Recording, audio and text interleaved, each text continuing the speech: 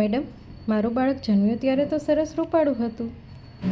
હવે અચાનક જ ચહેરા ઉપર લાલ દાણા નીકળ્યા છે. શું કોઈ એલર્જી કે ઇન્ફેક્શન હશે? ના, આ કોઈ એલર્જી કે ઇન્ફેક્શન નથી હોતું. ચાલો જાણીએ હકીકત શું છે. બાળક જ્યારે માતાના ગર્ભમાં હોય છે ત્યારે માતાના હોર્મોન્સ બાળકના લોહીમાં ભળે છે અને જન્મ પછી આ હોર્મોન્સ બાળકની તેલીય ગ્રંથિને સક્રિય કરે છે, જેના લીધે આવા લાલ દાણા ચહેરા ઉપર, નાક પર અને ગળાના ભાગમાં નીકળે છે. આને જનરલી નિયોનેટલ એકની અથવા તો બેબી એકની કહેવાય છે.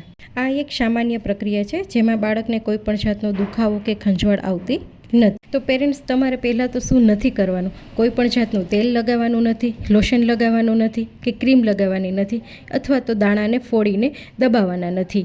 શું કરવાનું છે? તો કે ફક્ત હુંફાળા ગરમ પાણીથી બાળકનો ચહેરો સરખી રીતે ધોઈ અને સાફ રાખવાનો છે. જો દાણામાં પરુ ભરાતું હોય, બાળકને તાવ આવતો હોય, બાળક સુસ્ત રહેતું હોય અને દાણા આખા શરીરમાં ઝડપથી ફેલાતા હોય તો એક વખત પીડિયાટ્રિશિયનની સલાહ લેવી જરૂરી બને છે. બાકી યાદ રાખો, કોઈ ઘરગથ્થુ ઉપાય કરવાની જરૂર નથી.